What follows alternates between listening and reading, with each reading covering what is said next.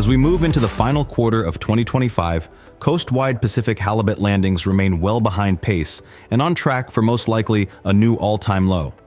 The Pacific halibut fishery continues to trail recent years as both quota reductions and slower landings weigh on supply. At mid-September, harvest stood around 13.7 million pounds, equal to about 60% of this year's coast-wide limit, putting the fishery 3.2 million pounds behind the same point last year and well below the 5-year average for mid-September. By comparison, landings by mid-September in recent seasons have ranged between 16.9 million in 2024 to nearly 19.4 million pounds in 2022. This year's shortfall was anticipated, as the International Pacific Halibut Commission cut the fishing limit by 5.5 million pounds, among the lowest quota ever set.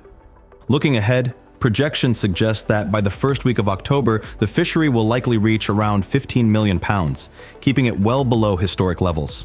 For the full season, cumulative harvest can be estimated to finish around 21.9 million pounds by December 7th, leaving roughly 8 million pounds still to be caught before season's end. Historical patterns indicate that landings between September to the end of the season have never exceeded 10 million pounds in the past 5 years, underscoring the likelihood of a subdued finish.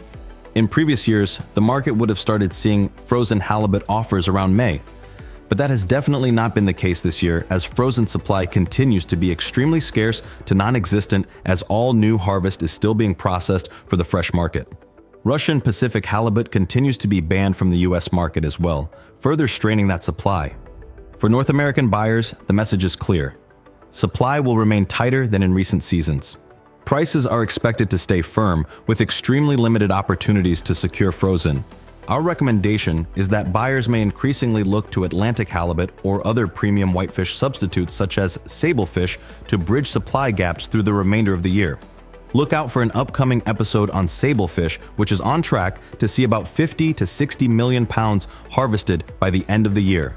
If you're not already, be sure to subscribe to our 3-Minute Market Insight to stay tuned for further updates. Thank you for joining me for the Tradex Foods 3-Minute Market Insight. This has been Ryan, reminding you to buy smart and eat more seafood.